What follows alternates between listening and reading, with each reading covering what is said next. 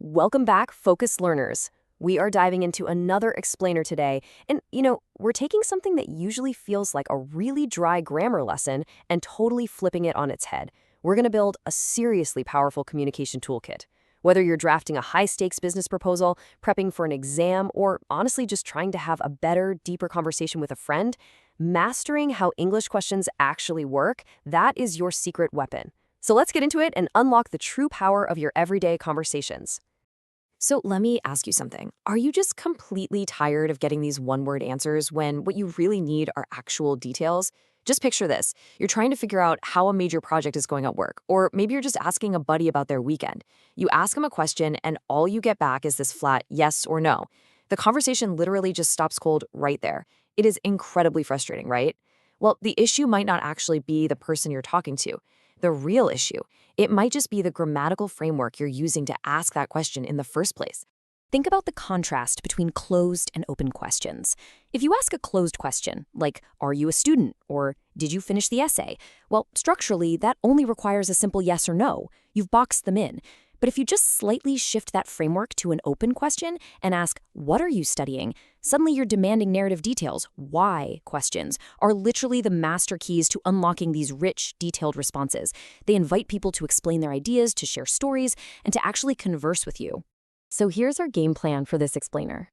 1. We'll look at the power of open questions. 2. The core WH toolkit. 3. The grammar blueprint. 4. The classic what versus which debate. And 5. The big one. Who versus whom. All right, starting with number 1. The power of open questions and how they demand details. You see, what questions aren't just stuffy grammatical concepts. They're incredibly functional tools. The source materials we analyzed for this, especially from educational guides and communication frameworks, really emphasize that these open-ended inquiries are what make English sound natural in the first place. They let you investigate reasons, explore choices, and understand events on a much deeper level. When you ask the right what question, you are basically handing the other person a blank canvas. You're letting them paint their thoughts out for you, which lets you learn so much more about people, places, and events, rather than just hitting a brick wall with a basic yes or no. Moving on to part 2. The Core Why Toolkit. These are your tools of discovery. The absolutely crucial point here is that every single one of these words targets a highly specific type of information. If you need to know a person's identity, you use who. Need a reason? You reach for why. Where? For a place. When? For time. How? For the method. You get the idea. You just select the specific tool that perfectly matches that missing piece of the puzzle in your brain. Okay, part 3. Let's look at the grammar blueprint for actually building these questions. To really grasp the mechanics here, there is a simple 4-step blueprint you can follow. First, you place your where word. Let's use where. Second, you add your auxiliary or helping verb, like do. Third, you insert your subject, say they. And fourth, drop in your main verb, like live. Put it all together. Where do they live? It is so cool how beautifully those pieces interlock. Now, sure, there are a few exceptions, like when you're using the to be verb where you don't actually need that auxiliary, but for the vast majority of your action-oriented questions, this 4-step blueprint works flawlessly. Now, this is where things get genuinely fascinating. Let's talk about a concept called gaps. Linguists tie this to something called argument positions, and understanding this is going to totally demystify why English question word order can sometimes feel, well, a bit bizarre. In a normal English statement, the order is always subject, then verb, then object. But in a WH question, that WH word, which represents the exact info you're digging for, has to physically pack its bags and move to the very front of the sentence. And when it moves, it leaves behind this invisible empty space, a gap. This concept brilliantly illustrates that invisible gap. Think about the sentence, who did you consult regarding the inventory control system? The word who is asking about the object, the person you actually consulted.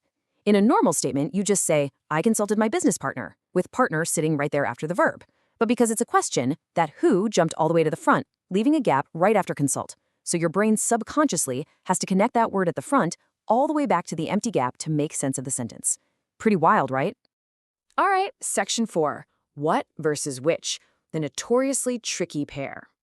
On the surface, these two seem pretty much identical, but functionally their mechanics are completely different. What is incredibly broad and open. You use it for a non-defined, potentially infinite set of items. Which, on the other hand, implies a predefined, very specific menu of options. It acts as a filter for a limited set of choices that you already know exist. Let's paint a quick picture to make this stick. Imagine you're planning a weekend movie night with a buddy. If you text them, "What movie do you want to see?" you are basically opening the floor to literally any movie ever made in the history of cinema. It's infinite. But if you hold up 3 DVDs or, point to 3 specific options on a streaming menu and ask, "Which movie do you want to watch?" you're forcing them to choose strictly from your list. What is the whole universe, which is just the menu right in front of you? And finally, Section 5, Who versus Whom, the grammar boss level. Listen, if this rule has always intimidated you, do not worry. As our sources point out, who and whom are really just grammatical cousins. Your absolute only job is to figure out if you need the subject or the object of the sentence. Who is the subject? That's the person actively doing the action, like throwing a ball. Whom is the object? The person passively receiving the action, like catching that ball. And our sources reveal the ultimate secret weapon to test which word belongs in your sentence. We'll call it the he/him replacement hack. It takes 3 super simple steps. First, just answer your own question using a basic pronoun. Second, if the answer naturally uses he, she, or they, which are subject pronouns, then your question should use who. Third, if the answer uses him, her, or them, our object pronouns, then your question requires whom. Notice how him, them, and whom all end in the letter M? That right there is your golden memory trigger.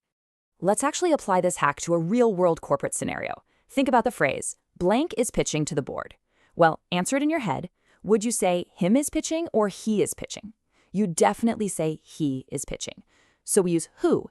Who is pitching to the board? Easy. Now try this one. To blank is Austin pitching.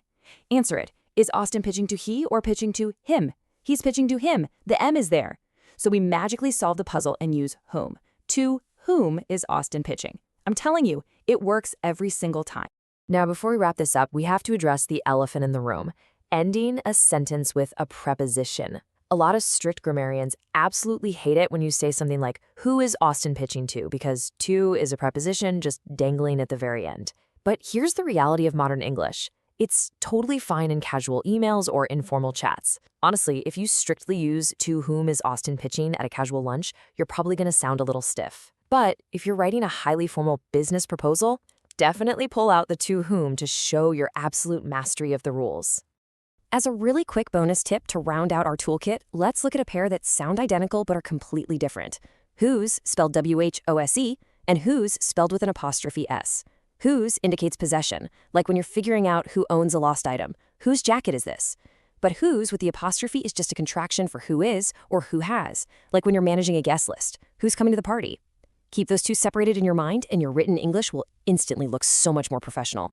So there you have it. We've taken apart the mechanics of English questions and put them all back together as a highly strategic toolkit. You now know exactly how to extract detailed narratives, how to build flawless sentence structures, and how to conquer the absolute hardest grammar rules with a few simple hacks. But all of these tools are completely useless if they just sit in the toolbox. So I want to leave you with this final provocative thought. With this toolkit now completely unlocked, whose mind will you change? What powerful questions will you ask? And how will you lead your very next conversation? Get out there and communicate with total confidence.